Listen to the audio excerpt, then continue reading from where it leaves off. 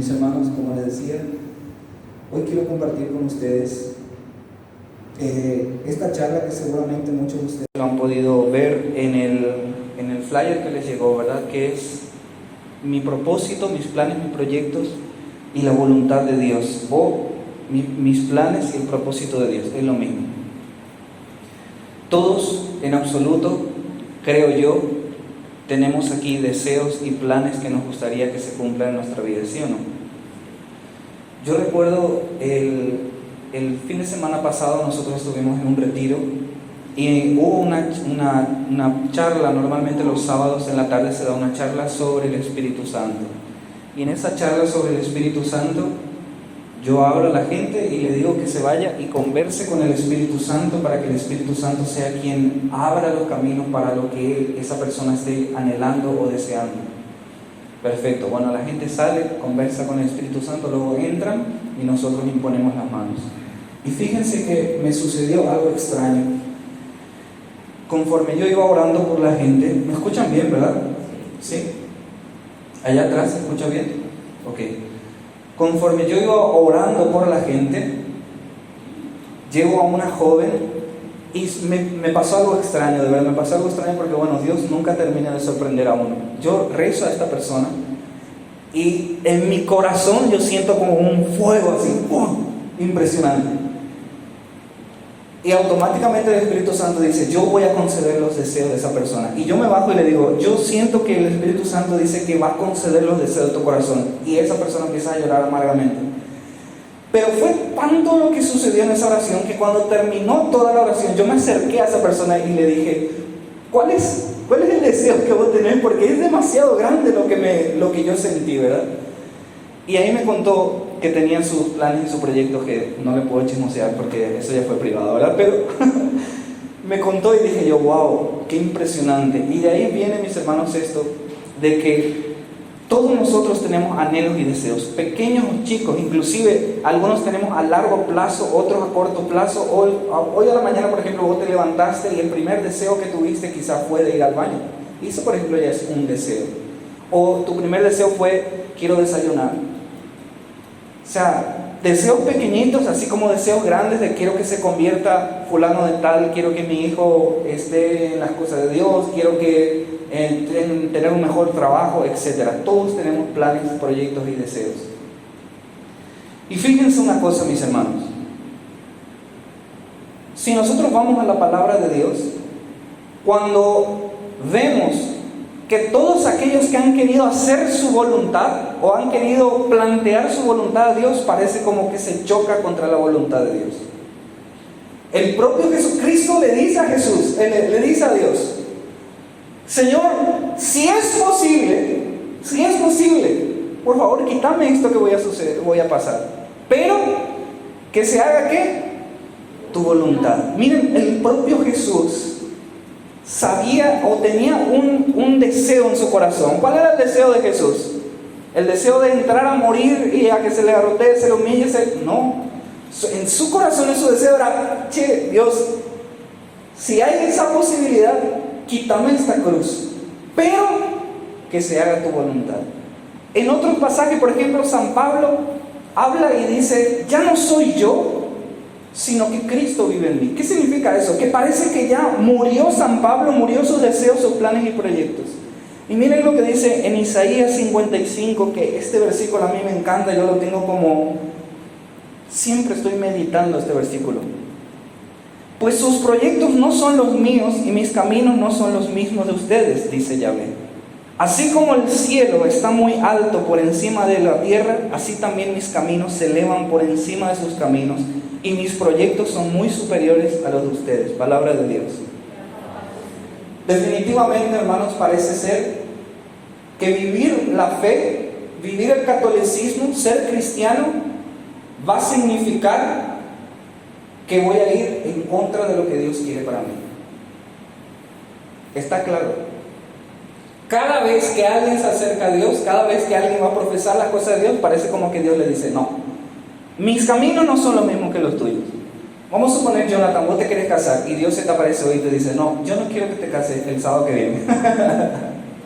Quiero que te cases el próximo sábado. Tranquilo. No tome como profecía, estoy dando un ejemplo. Uno de los pensadores del siglo XIX, un filósofo pensador, se llama Federico Nietzsche, que seguramente algunos que han estudiado filosofía o están en esos temas de humanística, filosofía, comunicación, psicología, algún momento va a tocar a este filósofo. Federico Nietzsche. ¿Qué decía Federico Nietzsche? Federico Nietzsche fue el que impuso el superhombre. ¿Qué significa el superhombre? Él dijo, la religión, concretamente la religión católica, atonta a la gente porque la religión te dice cómo tenés que pensar, cómo tenés que actuar, cómo tenés que hablar, cómo tenés que hacer esto, aquello. No te deja ser libre. Entonces él crea una corriente de pensamiento del superhombre. ¿Qué es el superhombre? Aquel que no tiene limitación, aquel que no se choca con Dios y hace lo que en realidad su corazón desea, lo que le da la gana, en otras palabras. Pero esto no es nuevo de Nietzsche, él solamente lo plantea de una forma más escandalosa. De hecho, esto ya lo viene planteando desde mucho antes, inclusive si nosotros nos vamos a la propia palabra de Dios. Satanás impulsa a Eva a este primer pensamiento. ¿Por qué? Porque le dice, es cierto que Dios les ha prohibido comer todos los árboles de este lugar. Ya comienza con esa mentira. ¿Qué es lo que Satanás le está queriendo decir acá a Eva? Es cierto que Dios te está imponiendo su voluntad y no te está permitiendo hacer lo que vos en realidad querés. ¿Sí o no que le dijo eso, verdad? ¿Y qué es lo que Satanás plantea? Y le da a Eva la posibilidad. Le dice, anda a comer y vas a ser como Dios. Es decir, nadie te va a poner límites, vos vas a hacer lo que te dé la gana, vos vas a ser libre. Y Eva lo hizo y aquí estamos todos atados, ¿verdad? Pero a lo que voy, mis hermanos, es, aparentemente, según lo que yo les estoy planteando en este momento, parece ser que nuestros propósitos están atados a un Señor que no quiere que nosotros seamos felices o que no quiere que nosotros vayamos más allá o pensemos libremente. Y digo aparentemente, ¿por qué? Porque no hay nada más absurdo, tonto y mentiroso que eso. ¿Por qué? Voy a darles un ejemplo. Te voy a usar el ejemplo, Diego, si me permitís. Ok. Hace poco, Diego, casi como 15, un mes, te operaste de la vesícula, ¿verdad? O más, 2 meses. Ok. Normalmente nosotros con Diego salimos a misionar y una vez nos tocó ir a Tebicuarí junto con Juan y Diego. Y nos fuimos y justo en esa noche una servidora de la comunidad de Tebicuarí nos dijo, queremos invitarles a cenar. No pasa mucho, ¿verdad? Pero justo esa noche pasó, ¿verdad? Y Diego había sido, nosotros no sabíamos con Juan, Diego tenía una dieta estricta. ¿Por qué? Porque estaba a punto de operarse, tenía que hacer eso. Nosotros nos vamos, la señora saca pizza casera, saca una serie de cosas y todo casero encima, ¿verdad? Y yo me alegré por 2 cosas. Uno, porque yo sé que Juan no come mucho. Y Juan huele la comida y ya está satisfecho. Y después, cuando yo vi que Diego no comía, yo le decía, Diego, comí, no tenga vergüenza, ¿verdad? ¿Qué sé yo? A lo mejor Diego tenía vergüenza, ¿verdad? Y él me dijo, no, pasa que yo estoy en una dieta, que esto, que lo otro, ¿verdad? Y yo me alegré el doble, ¿verdad? Y dije, bueno, más comida para mí. A lo que voy, mis hermanos, es que Diego tenía una voluntad, un deseo en esa noche. ¿Cuál era? Él quería comer también y almorzar. Pero tenía una voluntad más profunda, un deseo más profundo que es, yo quiero estar sano. Resulta ser que con este ejemplo lo que les quiero decir, mis hermanos, es que el ser humano es el ser, por así decirlo, la creación de Dios más variable en cuestión de deseo y de voluntad y de propósitos. O pregúntenselo a alguien que, por ejemplo, está haciendo dieta para bajar de peso. Hoy se levanta motivado, no, yo no como, yo carbohidrato y esto y lo otro, un puñito aquí, puñito allá para allá. Pasó mañana y dice, bueno, hoy me voy a dar un permitidito. ¿Por qué? Porque nosotros en realidad buscamos algo bueno para nuestra vida, pero variamos dependiendo del sentimiento y las emociones que estamos viviendo en ese momento. Yo me acuerdo cuando yo empecé en la vida espiritual y era fuego, estaba en ese enamoramiento de Dios. Yo hacía ayuno de 24 horas. Y me acuerdo que una vez nos invitaron un viernes, que yo hacía viernes ayuno de carne. no comía carne. Y nos invitaron a un asado, mis hermanos. Yo soy muy débil con las cosas del asado, ¿verdad? Yo amo el asado, me encanta. Si yo pudiera, yo me haría remera que diría, ahí los asados, ¿verdad? Yo amo el asado. De por ahí quieren regalarme un kilo de asado, no hay problema, yo le acepto el asado. Y me invitaron a un asado, mis hermanos, pero como en ese momento yo estaba en un primer amor fuertísimo, yo decía, no, yo no voy a comer, y no comí. Impresionante, no comí. Hoy en día no creo ya que haga eso, pero en ese tiempo al menos fue así. ¿Pero por qué? Porque yo tenía un anhelo en ese momento. ¿Cuál es el anhelo? Santificar mi corazón, santificar mi alma, santificar mi vida. ¿Cuál es, por así decirlo, la problemática que hay entre que Dios cumpla la voluntad tuya y que cumpla su voluntad? ¿Será que Dios va en contra de las cuestiones? Y aquí Santo Tomás de Aquino dice una frase muy bonita que lo voy a leer y dice: la voluntad de Dios no anula la voluntad del ser humano. La voluntad de Dios es el bien para el ser humano. Es como aquel papá que sabe que no puedo darle todo a mi hijo, porque si le doy todo a mi hijo va a perderse, va a ser un caprichoso, etcétera, va a adquirir conductas que no son buenas para él, inclusive que le pueden hacer daño. Vamos a suponer que un hijo tuyo dice, yo quiero un cuchillo, tiene 1 añito, apenas él sabe manipular su mano, ¿le vas a dar el cuchillo porque es la voluntad de tu hijo? Por supuesto que no, mis hermanos, y es lo mismo. Nosotros para con Dios, no es que Dios esté en contra de los deseos y anhelos que tengamos, sino que Dios sabe qué es lo correcto y lo bueno para mí. Ahora bien, lo bueno y lo correcto para mí no siempre es el camino de dulces, flores y pajaritos a mi alrededor. Cuesta, duele. Y pregunto, a Diego le dolió quizás rechazar esa cena y él tenía que una criollita con juguito. ¿Ustedes creen que a Diego le costó rechazar eso? Claro que sí. Pero díganme otra cosa, ¿acaso ese rechazo, esa renuncia que él hizo, no le valió para que él pueda operarse y estar mejor después? Y de eso se trata la vida del cristiano, mis hermanos. Cuando uno empieza a seguir a Cristo, cree que todo va a ir lindo y maravilloso porque yo estoy con Cristo y Dios me provee y no sé qué, y 10,000 a mi derecha caerán y a mi izquierda también, y nada, y tu vara y tu callado me sostendrá, dice el Salmo. Todo muy lindo y romántico. Pero resulta ser que cuando uno empieza a seguir a Cristo y Dios empieza a decir, bueno, me has confiado tu voluntad, empieza a enderezar lo que yo necesito, empieza a sacar lo que a mí me sobra, y duele, cuesta, se llora, se queja, se plaguea. Voy a dar otro ejemplo. Cuando la mayoría de ustedes sabe ese testimonio mío de que yo era muy mujeriego.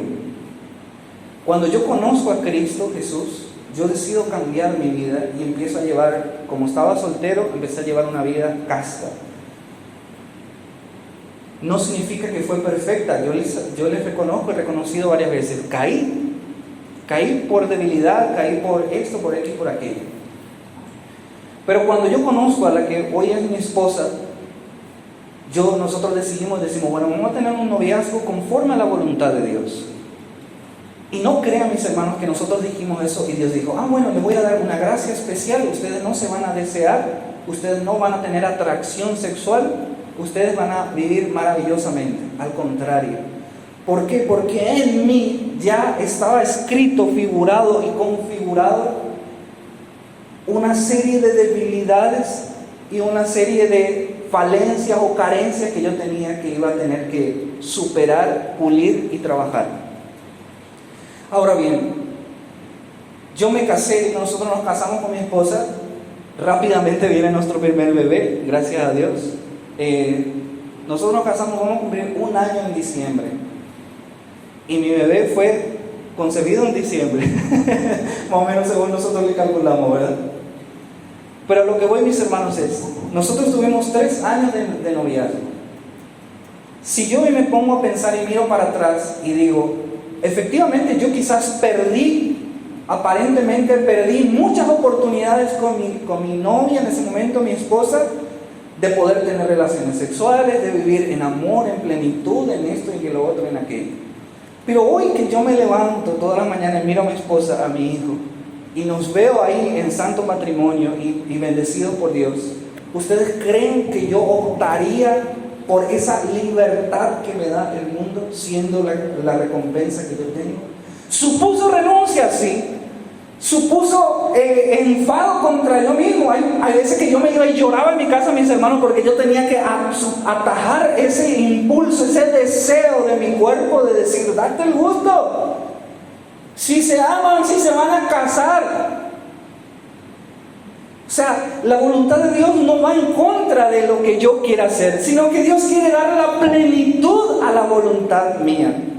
Por eso dice, está tan lejos, y esta parte que me encanta muchísimo, porque dice, así como el cielo está por encima de la tierra, así también mis caminos se elevan de sus caminos y mis proyectos son superiores a los de ustedes. ¿Por qué? Porque cuando yo estoy pensando en darme un gustito así, Dios me tiene preparado tremendo banquete.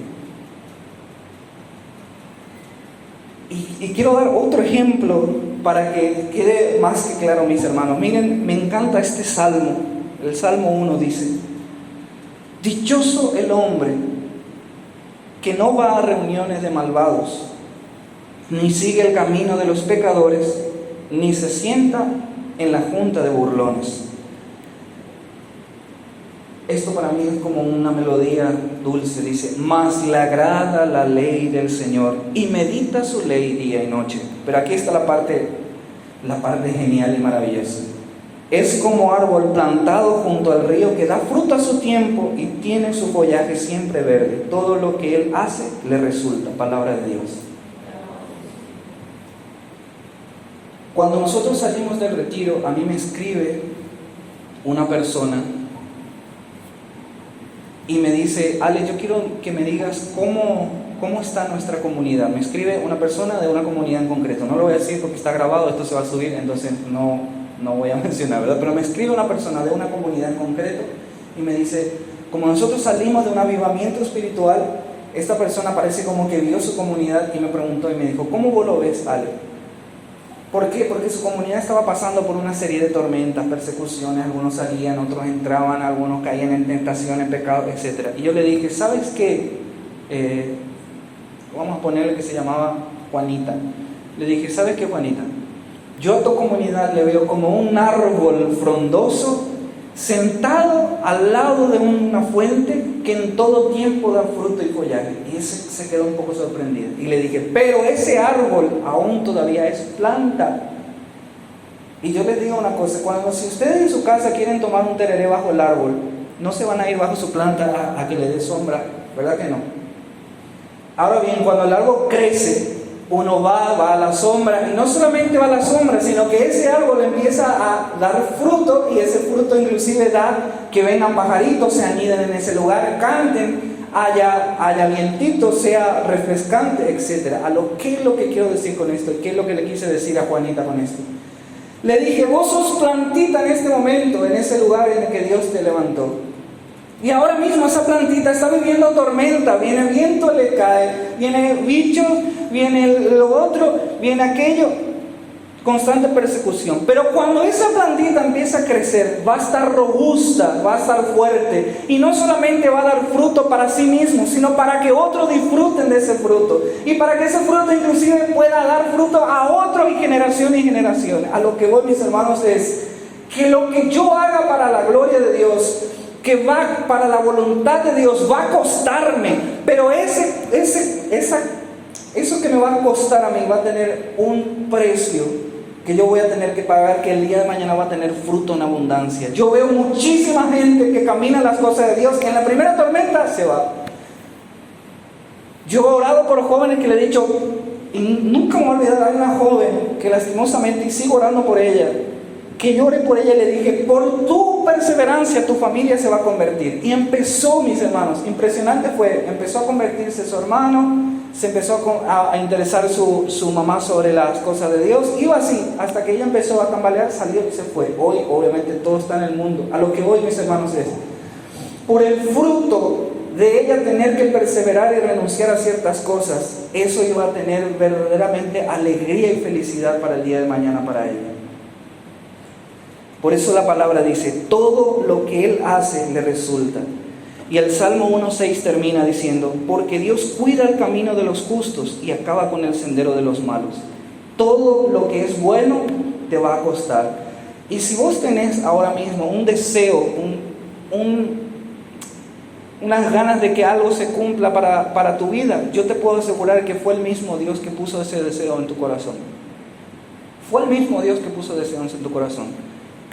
Por lo que no va en contra de que, yo que estoy deseando, Señor, la conversión de mi papá, y Dios diga, no, ese Señor no se va a convertir, en absoluto. Si ese deseo está en tu corazón, es porque ya Dios mismo lo ha puesto ahí en tu vida.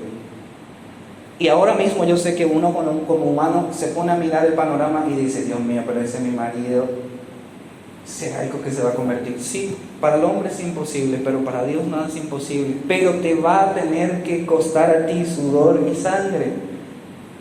¿Por qué? Repito, no porque Dios vaya en contra de eso, sino porque todo sacrificio tiene una recompensa, hermanos.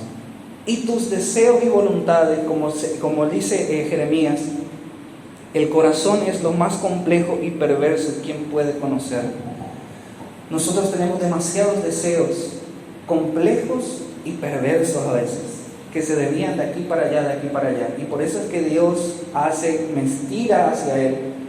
Y yo eso tengo que batallar, yo eso tengo que luchar, yo eso tengo que llorar. Pero eso, repito, mañana va a ser un árbol frondoso, que dé sombra, que dé alegría a otros, y que inclusive van a venir, se van a posar y van a crear vida en vos mismo, en vos mismo. Ese es el propósito tuyo. Entonces Dios puede acompañar con su voluntad. Trajiste hoy un propósito, deja que Dios acompañe con su santa voluntad. Amén.